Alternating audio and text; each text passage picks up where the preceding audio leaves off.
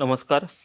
आजचं लेक्चर आपलं failure of wave theory to explain the observations from experiments on photo electric effect. म्हणजे आधी आपण जे फोटो इलेक्ट्रिक इफेक्ट बघितला, त्याच्यानंतर फोटो इलेक्ट्रिक इफेक्टचे ऑब्झर्वेशन्स बघितली. तर त्या ऑब्झर्वेशन्सचे जे फेल्युअर आहे, आता हे फेल्युअर कशाशी रिलेटेड आहे, तर वेव्ह थेअरी ऑफ लाईट. आता वेव्ह थेअरी ऑफ लाईट तुम्हाला वेव्ह ऑप्टिक्स नावाचा आपला धडा आहे आत्ताच्या 12वीमध्ये 7वा जो धडा आहे, त्या वेव्ह ऑप्टिक्समध्ये तुम्हाला wave theory of light points तुम्हाला बरेचसेच कन्सिडर केलेले आहेत. म्हणजे जुन्या 12वीला वेव्ह थेअरी ऑफ लाईट नावाचा धडा होता, लक्षात आलं. तोच धडा फक्त थोडंफार नाव बदललं आहे. नाव त्याला काय दिलं आहे, wave optics.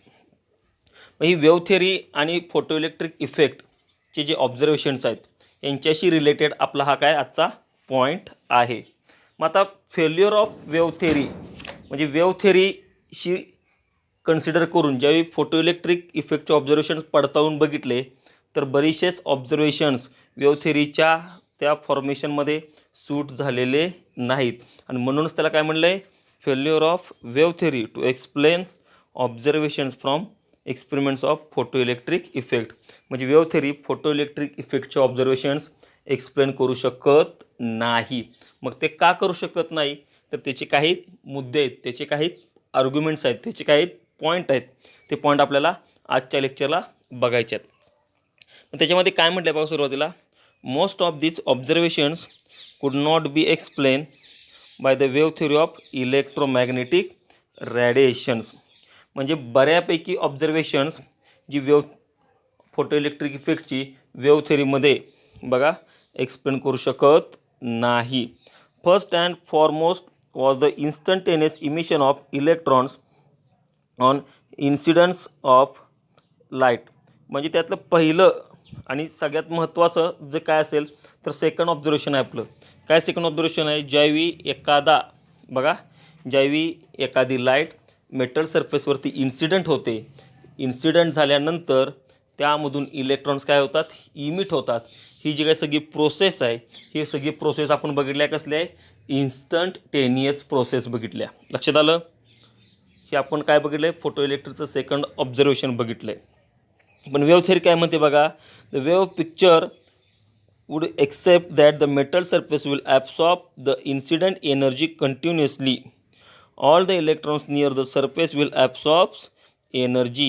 The metal surface will require reasonable time, few minutes to hours. म्हणजेच वेव्ह थेअरी काय सांगते की जे इलेक्ट्रॉन्स आहेत, कोणते इलेक्ट्रॉन्स, की जे मेटल सरफेसच्या अगदी जवळ आहेत, ते मेटल सरफेसच्या जवळ असणारे इलेक्ट्रॉन्स काय करतील, इन्सिडंट लाईटची जी एनर्जी आहे ती एनर्जी काय करतील, कंटिन्युअसली ॲब्सॉर्ब करतील, शोषून घेतील. आणि एका ठराविक एनर्जी प्राप्त झाल्यानंतरच काय होतील, त्या मेटलपासून वेगळे होतील. मग ही सगळी प्रोसेस होण्यासाठी काही रिजनेबल टाईम लागेल. रिजनेबल म्हणजे काही ठराविक वेळ लागेल, आणि तो वेळ काही मिनिटांपासून काही तासांपर्यंत असू शकतं. हे वेव्ह थेअरीमध्ये सांगितलं गेलेलं आहे.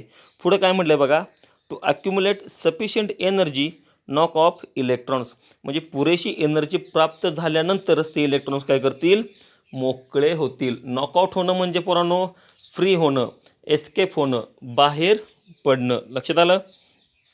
नंतर काय म्हटलं बघा, greater the intensity of incident radiations more will be incident energy. जर तुम्ही जी लाईट इन्सिडंट करणार आहे त्या लाईटची इंटेन्सिटी जर जास्त असेल, तर त्या ठिकाणची जी एनर्जी आहे ती एनर्जीसुद्धा काय असेल, जास्त असेल. आणि ही जास्त एनर्जी असल्यामुळं ते इलेक्ट्रॉन्स काय होतील बघा, more will be incident energy, hence accepted time required to knock off electrons will be less. आणि त्यामुळं इलेक्ट्रॉनला त्या मेटल सरफेसपासून वेगळं होण्यासाठी लागणारा वेळ काय असेल, लेस म्हणजे पोरांनो कमी. लक्षात आलं. कमी वेळात तो इलेक्ट्रॉन्स काय होईल, एस्केप होईल, नॉकआउट होईल, फ्री होईल. नंतर काय म्हटलं बघा त्यांनी, for small incident intensity the energy incident on unit area in unit time will be small and will take longer to knock off electrons.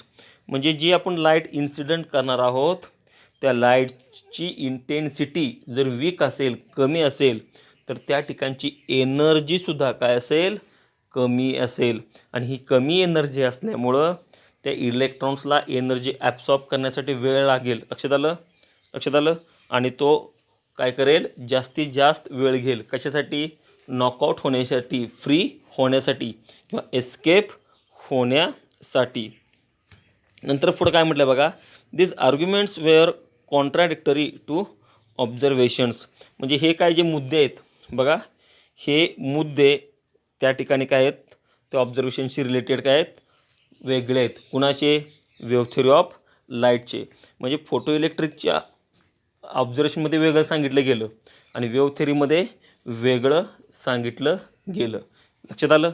आता हे जे दोन मुद्दे आहेत किंवा हे जे मुद्दे आहेत, हे मुद्दे एक्सप्लेन करण्यासाठी एक टर्म यूज केली बघा. काय म्हटलं त्यांनी? Let us try to estimate the time will be required for the photo current to start. लक्षात आलं? म्हणजे इलेक्ट्रॉन इमिट झाल्यानंतर ते इलेक्ट्रॉन फ्लो होतील आणि इलेक्ट्रॉन फ्लो झाल्यानंतरच त्या ठिकाणी काय होईल, फोटो करंट प्रोड्यूस्ड होईल. म्हणजे हे सगळी प्रोसेस होण्यासाठी काही विशिष्ट वेळ लागेल. लक्षात आलं? ती विशिष्ट वेळ बघा, ती विशिष्ट वेळ किंवा ती विशिष्ट गोष्ट एक्सप्लेन करण्यासाठी किंवा ती टर्म एक्सप्लेन करण्यासाठी एक शब्द वापरला ह्या ठिकाणी. तो शब्द म्हणजे कोणता पोरांनो? Work function. त्यालाच म्हणतात फोटो इलेक्ट्रिक वर्क फंक्शन. हे फोटो इलेक्ट्रिक वर्क फंक्शन म्हणजेच काय पोरांनो? The minimum amount of energy required to free from, काय म्हटलं तुम्हाला? The minimum amount of energy required to electron free from metal surface. इलेक्ट्रॉनला कमीत कमी जी एनर्जी लागते कशासाठी? कशासाठी पुरानो? तर मेटल सरफेसपासून वेगळं होण्यासाठी. त्यालाच काय म्हणायचं? वर्क फंक्शन किंवा काय म्हणायचं? Photo electric work function. मग काय म्हटलं बघा त्यांनी? We know that metal have free electrons. This facts makes metals good conductors of heat and electricity. म्हणजेच कंडक्टरमध्ये काय असतात? नंबर ऑफ फ्री इलेक्ट्रॉन्स असतात आणि त्या नंबर ऑफ फ्री इलेक्ट्रॉन्समुळंच आपण कंडक्टरमधून करंट किंवा हीट काय करू शकतो? पास करू शकतो. This electrons are free to move inside the metal but are otherwise confined inside the metal. म्हणजेच ज्यावेळी ते फ्री असतील, ते फ्री असतील त्याच काय होईल, त्यांची काय होईल, मूवमेंट पॉसिबल होईल. They cannot escape from surface unless sufficient energy supplied to them. जोपर्यंत त्या इलेक्ट्रॉन्सला पुरेशी एनर्जी मिळत नाही तोपर्यंत इलेक्ट्रॉन्स काय होत नाहीत, एस्केप होत नाहीत किंवा ते त्या मेटलला सोडून जात नाहीत किंवा त्या मेटलपासून वेगळं होत नाहीत. The minimum amount of energy required to provide an electron to pull out of metal from the surface is called as work function of the metal. मी तुम्हाला आधी डेफिनेशन सांगितली की इलेक्ट्रॉनला जी कमीत कमी एनर्जी लागते कशासाठी, त्या मेटल सरफेसपासून वेगळं होण्यासाठी. त्या टर्मला किंवा त्या गोष्टीलाच काय म्हणायचं, वर्क फंक्शन म्हणायचं किंवा काय म्हणायचं, फोटो इलेक्ट्रिक वर्क फंक्शन. मग आता फोटो इलेक्ट्रिक वर्क फंक्शन सांगण्यासाठी त्या ठिकाणी एक सिम्बॉल वापरला आहे. It is denoted as five not. जो सिम्बॉल दिसतोय तुम्हाला त्या सिम्बॉलला काय म्हणायचं, five not. The work function depends on the properties of the metal and nature of its surface. म्हणजे प्रत्येक मटेरियलनुसार त्या ठिकाणचं जे वर्क फंक्शन काय वेगवेगळं आहे. म्हणजे काही सरफेसमधून इलेक्ट्रॉन्स काय होतील, पटकन इमिट होतील. काही सरफेसमधून इलेक्ट्रॉन्स काय होतील, खूप वेळानं इमिट होतील. किंवा प्रत्येकाला लागणारी जी एनर्जी आहे ती काय असेल, वेगवेगळी असेल. Values of work function of metals are generally expressed in unit of energy called as electron volt. म्हणजे हे जे फोटो इलेक्ट्रिक वर्क फंक्शन आहे हे आपल्याला प्रत्येक मेटलसाठी काय वेगवेगळं आहे आणि ते प्रत्येक मेटलचं एक्सप्रेस करण्यासाठी त्या ठिकाणी कोणतं युनिट वापरलं आहे, तर इलेक्ट्रॉन व्होल्ट. खाली जो तुम्हाला टेबल दिसतोय बघा, typical values of work function for the same common metals. पोटॅशियमचं किती आहे, 2.3 इलेक्ट्रॉन व्होल्ट. सोडियमचं किती आहे, 2.4 व्होल्ट. कॅल्शियमचं 2.9 व्होल्ट. ह्या ज्या काही व्हॅल्यू आहेत पोरांनो त्या खूप महत्त्वाच्या व्हॅल्यूज आहेत. CETसाठी किंवा रिकाम्या जागेसाठी किंवा एक्झाम्पलमध्ये आपल्याला ह्या व्हॅल्यूचा काय होतो, डायरेक्ट त्या ठिकाणी यूज होतो. लक्षात आलं. परत एकदा सांगतो बघा, आजचा आपला मुद्दा कोणता आहे? Failure of wave theory to explain the observation from experiments on photo electric effect. म्हणजेच जे ऑब्झर्वेशन्स आहेत ते ऑब्झर्वेशन्स कुणाची? फोटो इलेक्ट्रिक इफेक्टची. ही वेव्ह थेअरी एक्सप्लेन करू शकत नाहीत. मग त्यापैकी एक ऑब्झर्वेशन्स काय घेतलं आपण? अभ्यासासाठी घेतलं. कोणतं ऑब्झर्वेशन घेतलं?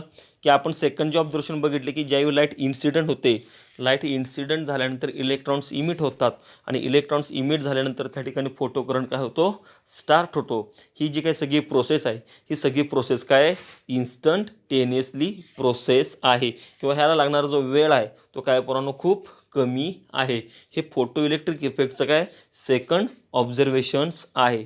पण वेव्ह थेअरीमध्ये काय सांगितलं जातं की ज्यावेळी त्या मेटल सरफेसच्या जवळ असणारे इलेक्ट्रॉन्स ती एनर्जी ॲब्सॉर्ब करतात आणि ॲब्सॉर्ब केल्यानंतर ज्यावेळी त्यांना सफिशियंट एनर्जी मिळेल त्याच वेळेस काय होतात? ते इलेक्ट्रॉन्स त्या मेटल सरफेसपासून वेगळे होतात. आणि हे होण्यासाठी बघा काही रिजनेबल टाईम लागेल.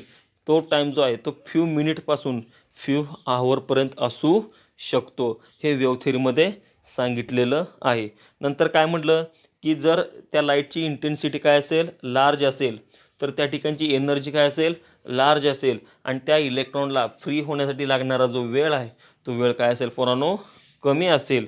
हे काय त्याच्यामधला दुसरा मुद्दा आहे. त्याच्यानंतर तिसरा मुद्दा काय सांगितला वेव्ह थेअरीमध्ये? जर त्या लाईटची इंटेन्सिटी लेस असेल तर एनर्जी काय असेल?